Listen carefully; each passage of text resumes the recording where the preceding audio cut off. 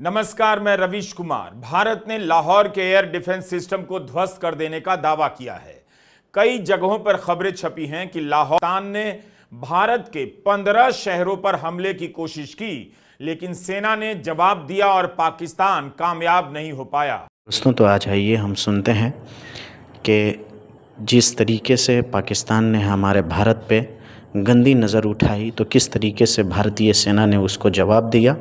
आइए हम रवीश कुमार के ज़बानी सुनते हैं, और रवीश कुमार के ऑफिशियल को आप ज़रूर से ज़रूर सब्सक्राइब कीजिए, और हमारे YouTube channel the public problems news को भी आप ज़रूर से ज़रूर सब्सक्राइब कीजिए।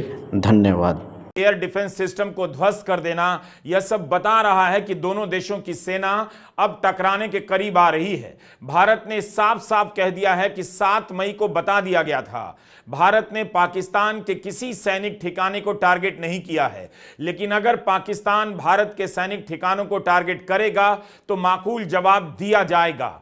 पंजाब में ही बुधवार रात अमृतसर में धमाके सुने गए। गुरुवार सुबह यहां 3 गांवों में रॉकेट मिले हैं। डिफेंस एक्सपर्ट ने संभावना जताई है कि पाकिस्तान की तरफ से ये रॉकेट्स फायर किए गए और इंडियन डिफेंस सिस्टम ने इन्हें मार गिराया। पंजाब के फिरोजपुर में बीएसएफ ने बॉर्डर पार कर रहे एक पाकिस्तानी घुसपैठियों को मारा है। यह सब दैनिक भास्कर की रिपोर्ट में लिखा है, और यह भी कि 1971 युद्ध के बाद पहली बार तीनों सेनाओं ने साझा ऑपरेशन चलाया है। तो क्या हम उस स्थिति के करीब आ चुके हैं जिसकी आशंका जताई जा रही थी? 2 सवाल हैं, क्या व्यापक युद्ध होगा या नहीं तो लंबे समय तक चलने वाला टकराव होगा। जिस तरह से पाकिस्तान भारतीय सैन्य ठिकानों और शहरों को निशाना बनाने की कोशिश करता रहा, मजबूर होकर भारत को भी जवाबी कार्रवाई करनी पड़ी। इस संदर्भ में पत्र सूचना कार्यालय पीआईबी से एक प्रेस रिलीज जारी की गई है।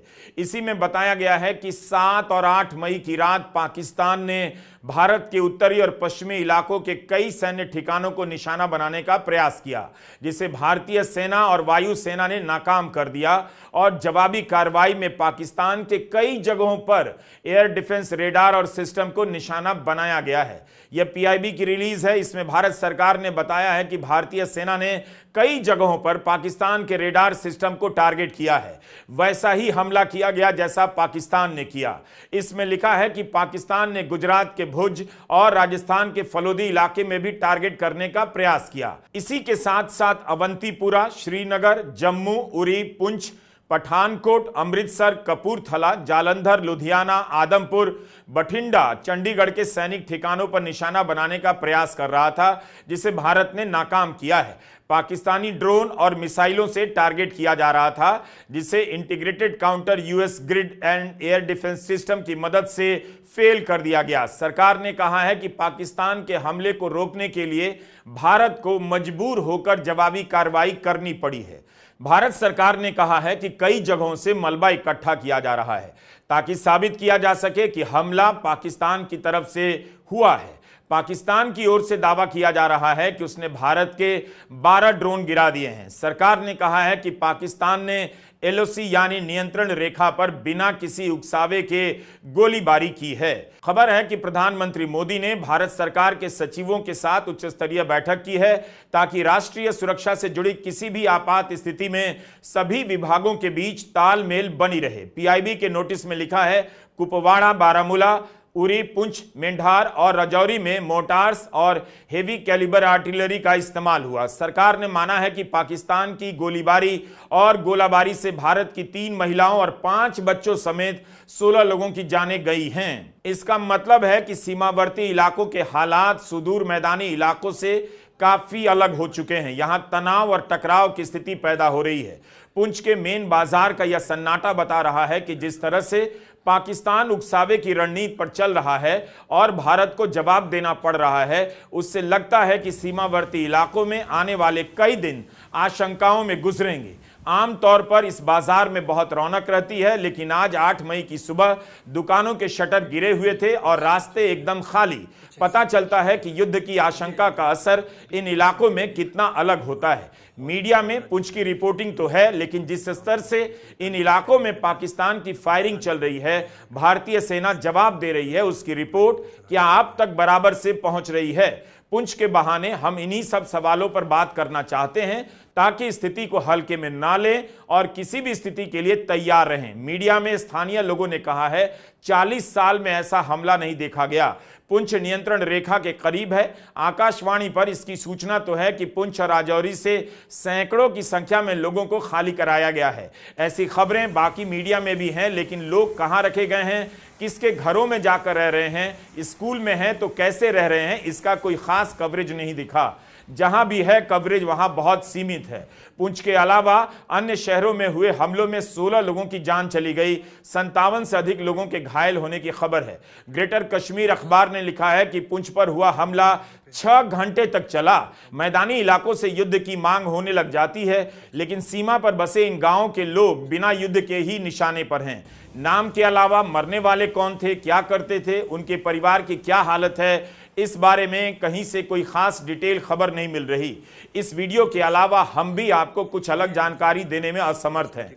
पुंछ जिले के उपायुक्त ने एक हेल्पलाइन नंबर जारी की है। उनके एक्स के अकाउंट पर कोई जानकारी नहीं है, सिर्फ सूचना प्रसारण मंत्रालय का एक नोटिस है जो ये चेतावनी देता है सूत्रों के हवाले से रिपोर्ट ना करें।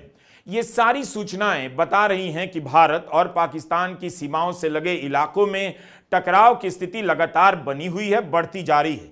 तो क्या यह माना जाए कि पाकिस्तान जम्मू कश्मीर और पंजाब के अलावा गुजरात और राजस्थान की तरफ भी निशाना बनाने का प्रयास कर रहा है? पाकिस्तान से आने वाली खबरों से पता चलता है कि लाहौर में भी सब कुछ सामान्य नहीं है। रॉयटर्स ने रिपोर्ट किया है कि लाहौर, कराची, सियालकोट के एयरपोर्ट पर कुछ समय के लिए उड़ानें बंद रहेंगी। भारत में भी कई एयरपोर्ट 10 मई तक के लिए बंद कर दिए गए हैं। यही नहीं, आज सर्वदलीय बैठक में भारत ने पहली बार माना कि कम से कम 100 आतंकवादी मारे गए हैं। सूत्रों के हवाले से यह खबर और संख्या छपी है कि सर्वदलीय बैठक में रक्षा मंत्री राजनाथ सिंह ने विपक्ष के सदस्यों को जानकारी दी। गोदी मीडिया में 7 मई को मारे गए आतंकवादियों की संख्या कहीं 70 बताई जा रही थी, तो कहीं 90, तो कहीं 900 भी। हमने अपने वीडियो में सवाल उठाया था कि जब सेना ने अपने प्रेस कॉन्फ्रेंस में कोई संख्या ही नहीं बताई तो गोदी मीडिया कहां से 70 से लेकर 900 बता रहा है, और अब यह संख्या 100 बताई जा रही है, वह भी सूत्रों के हवाले से छपी है। पहले की प्रेस कॉन्फ्रेंस में यह भी बताया जाता था कि भारतीय पक्ष को कितना नुकसान हुआ है, लेकिन 7 मई की प्रेस कॉन्फ्रेंस में इसकी जानकारी नहीं थी। सर्वदलीय बैठक में प्रधानमंत्री मोदी शामिल नहीं हुए, इसके पहले की सर्वदलीय बैठक में भी शामिल नहीं हुए।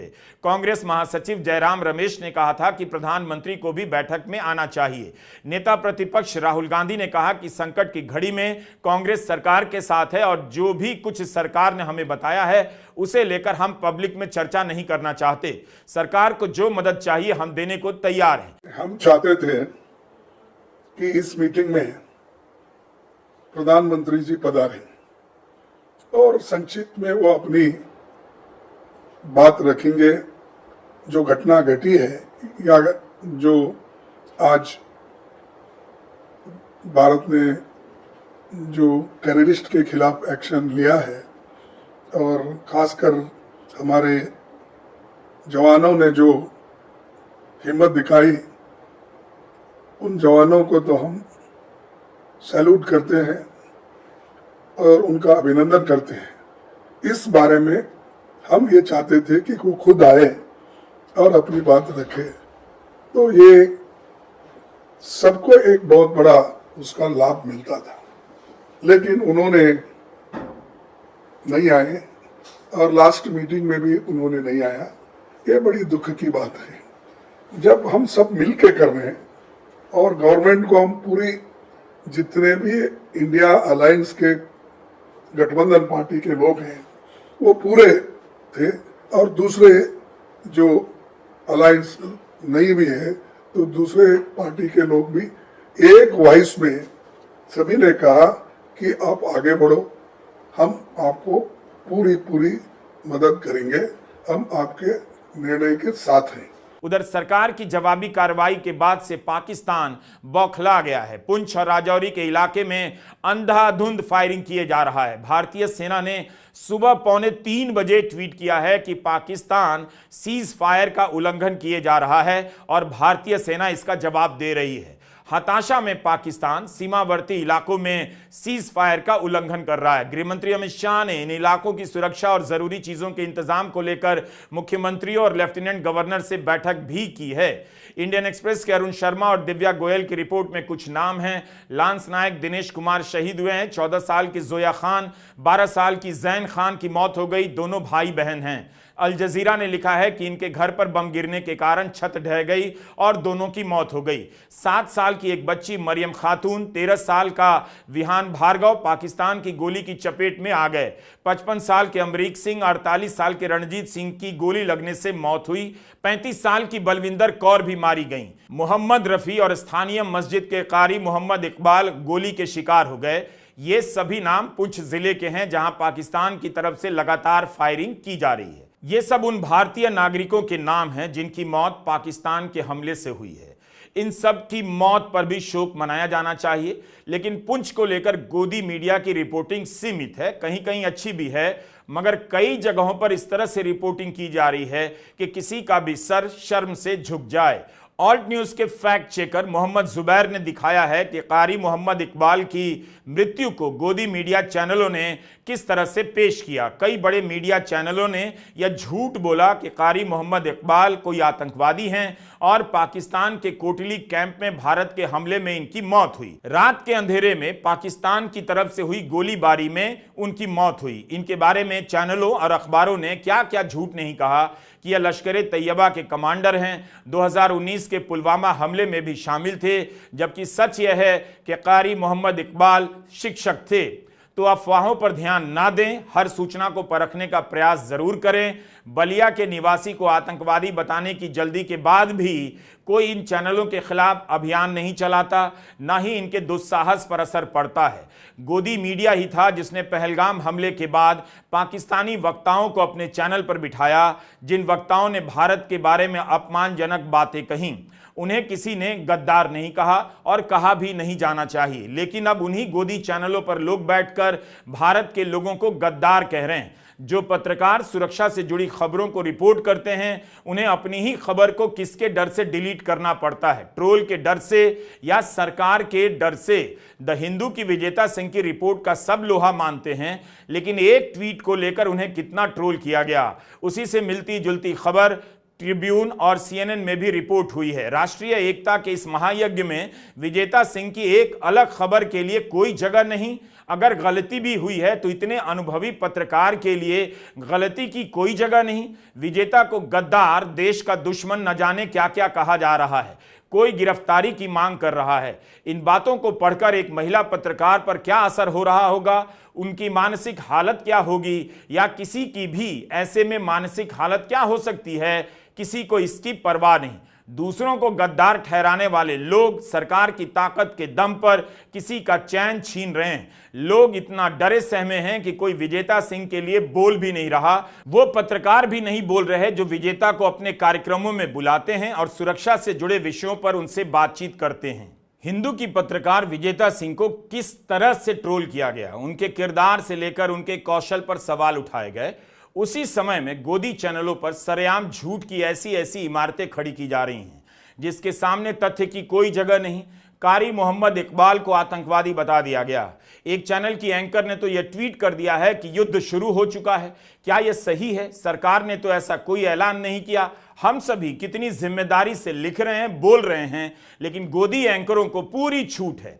अगर कोई यूट्यूबर यही बात बोल दे तो कार्रवाई के नाम पर यूट्यूब चैनल बंद कर दिया जाएगा। लेकिन गोदी एंकर बेलगाम हो चुके हैं। खबर और प्रोपेगेंडा सबका फर्क मिट गया है। एक दर्शक के रूप में आपको न्यूज के नाम पर क्या परोसा जा रहा है, इसे अगर जान जाएंगे तो कभी इन चैनलों को नहीं देख पाएंगे। मीडिया बंधुओं से प्रार्थना करना चाहते हैं कि भारत सरकार ने जो गाइडलाइन निकाली है उसका आप लोग जो है पालन करें। हम लोग पूरा साथ दें, आप लोग भी साथ।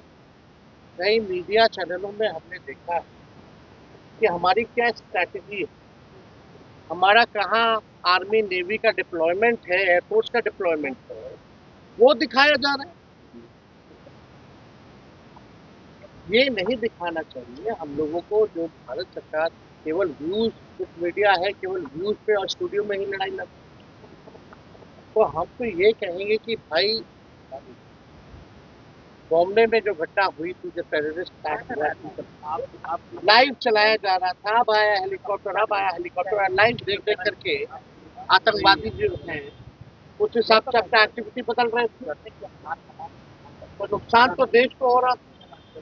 तो इस तरह का काम जो है, क्या स्ट्रैटेजी है, कहाँ डिप्लॉयमेंट है, इस तरह की खबरें जो है नहीं चलानी। आज जो सेना में जो लोग हैं वो किसान के बच्चे हैं, गांव में रहने वाले लोग, वो लोग देश की रक्षा कर रहे हैं। तो कम से कम हम सब लोगों को एक संवेदनशील पत्रकारिता होनी चाहिए। ट्रिब्यून ने रिपोर्ट किया है कि प्रशासन ने 9 पब्लिक शेल्टर कैंप तैयार किए हैं और सुरक्षित स्थानों पर ले जाने का प्रयास किया जा रहा है। उरी से क्विंट के नदीम मीर की रिपोर्ट है कि जिस दौरान बमबारी हो रही थी, लोग शेल्फ में छिपकर सारी रात बैठे रहे। नियंत्रण रेखा के किनारे पाकिस्तानी हमला रुक रुक कर जारी रहा। यहां कई घरों को नुकसान पहुंचा है, कुछ घरों में आग लगी है। नदीम मीर ने रिपोर्ट किया है कि लोग जिस हालत में थे उसी हालत में अपने घरों से भागे। स्थानीय निवासी ने सवाल किया है कि इतने सालों में एलओसी पर सुरक्षा के इंतजाम क्यों नहीं किए गए, जबकि सब जानते हैं कि बॉर्डर पर हालात कभी भी बिगड़ सकते हैं। हमले की अगली सुबह उपराज्यपाल ने ट्वीट किया कि इन इलाकों को खाली कराएंगे। आकाशवाणी ने लिखा है कि आरएसपुरा सेक्टर और अखनूर में भी लोगों को सुरक्षित जगहों पर जाने के लिए कहा गया है। इन इलाकों का जिला प्रशासन लोगों को सुरक्षित जगहों पर ले जाने में जुटा हुआ है। इस बीच 8 मई की दोपहर खबर आई कि अखनूर के पास के गांव में गोलीबारी बढ़ जाने के कारण एलओसी के पास रहने वाले स्थानीय लोगों को सुरक्षित स्थानों पर भेजा जा रहा है। कितनी सारी खबरें हैं और उन तमाम खबरों के भीतर हजार खबरें हैं।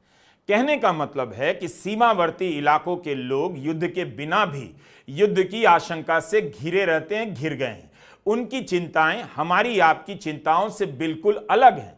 भारतीय सेना बेशक पाकिस्तान के हमलों को नाकाम कर रही है, जवाब दे रही है, लेकिन गोलियां सबसे पहले उनके घरों पर ही गिरती है। शेष भारत, खासकर उत्तर भारत को युद्ध को लेकर अपने उत्साह में इन इलाकों के लोगों को भी शामिल करना चाहिए। युद्ध के बारे में उनका नजरिया व्यापक होगा और सीमावर्ती इलाकों के लोगों को बल मिलेगा। किस बात की रिपोर्टिंग ज्यादा हो रही है, किस बात की नहीं हो रही है, इसे समझने से क्या ही बदल जाएगा, लेकिन दर्ज करने से इतना रह जाएगा, क्या था जो नहीं बदला, क्या था जो नहीं समझा गया और क्या क्या नहीं दिखाया गया, क्या क्या झूठ बोला गया। पहलगाम हमले के बाद और भारत के जवाब देने के बाद हर स्तर पर एकजुटता की सबने तारीफ की है और सबकी तारीफ सही भी हुई है, लेकिन खबरों की एकजुटता की तारीफ रह गई। 7 मई की कार्रवाई के बाद जिस तरह से चैनलों और अखबारों ने खबरों की एकजुटता दिखाई है वह भी उल्लेखनीय है। स्वर से लेकर अक्षर तक, भाव से लेकर भंगिमा तक की एकजुटता प्रभावित करने वाली है, प्रेरित करने वाली है।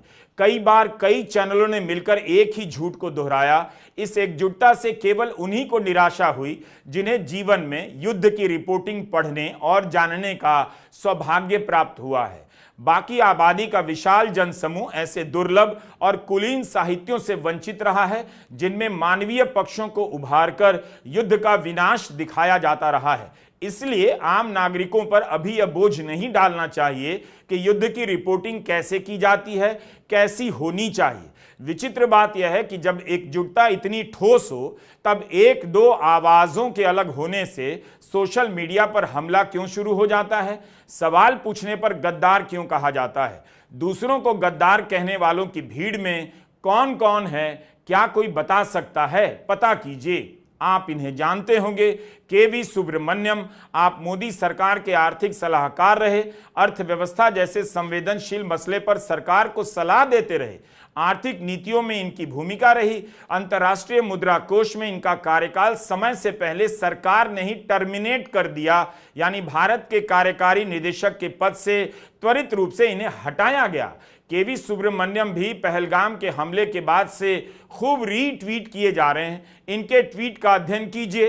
पत्रकारों के खिलाफ जो ट्वीट किए गए हैं उसे ही रीट्वीट करते हैं। उन पत्रकारों के खिलाफ जिन्होंने खुफिया नाकामी को लेकर सवाल उठाए थे। खबर छपी है कि इन्होंने एक किताब लिखी है। उस किताब की 1 लाख से अधिक कॉपी यूनियन बैंक ने 7.25 करोड़ रुपए में खरीदी है। अब आप बताइए, एक बैंक एक लेखक की किताब की कॉपियां 7.25 करोड़ रुपए में क्यों खरीदेगा? यही है वो किताब। इनके ट्विटर हैंडल पर किताब का फोटो मिलेगा। प्रधानमंत्री से लेकर उपराष्ट्रपति तक को यह जनाब किताब दे रहे हैं और उसकी तस्वीरें उपलब्ध हैं। मोदी इंडिया एट 100 इस किताब को पिछले साल 1 अगस्त के दिन पीयूष गोयल ने लॉन्च किया। खबर आई है कि यूनियन बैंक ने 7.25 करोड़ रुपए की इनकी किताब खरीदी। अमेजॉन पर इसकी कीमत 665 रुपए है। इस हिसाब से एक बैंक ने 1 लाख से अधिक कॉपियां खरीदी होंगी। अखबारों में तो 2 लाख लिखा है। क्या यूनियन बैंक में 1 लाख कर्मचारी होंगे? क्या सबको यह किताब दी गई होगी? क्या इन्होंने इतनी अच्छी किताब लिखी है कि एक बैंक, वो भी एक बैंक, 7.25 करोड़ रुपए की कॉपियां खरीदता है? यह है देशभक्त खेमे में बड़े चेहरों में से एक। क्या इनके खेल को उजागर करना देशद्रोही काम है? क्या किसी पत्रकार को यही काम नहीं करना चाहिए कि जो व्यक्ति खुद को देशभक्त बता रहा है उसकी किताब एक बैंक 7.25 करोड़ रुपए में क्यों खरीद रहा है? कहीं कोई लेन देन या दबाव का मामला तो नहीं? कई जगह छपा है कि भारत सरकार ने ही इन्हें पद से हटाया क्योंकि इन्होंने अपने किताब के प्रमोशन का अनैतिक रास्ता अपनाया। सूत्रों के हवाले से खबरें छपी हैं। अगर यह खबर सामने ना आई होती तो ये जनाब भी देशभक्त बनकर किसी को गद्दार ठहरा रहे होते और आपको पता भी नहीं चलता। क्या इस खबर को लेकर बड़ी बहस नहीं होनी चाहिए? और कोई खबर लिख दे तो वह गद्दार हो जाएगा? क्या इसके पीछे घोटाला नहीं हो सकता?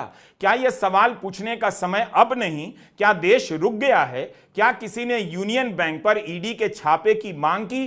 क्या किसी ने इनकी गिरफ्तारी की मांग की? लेकिन द हिंदू की पत्रकार विजेता सिंह ने एक ट्वीट कर दिया तो उन्हें देश का दुश्मन बताया जा रहा है। गिरफ्तारी की मांग हो रही है।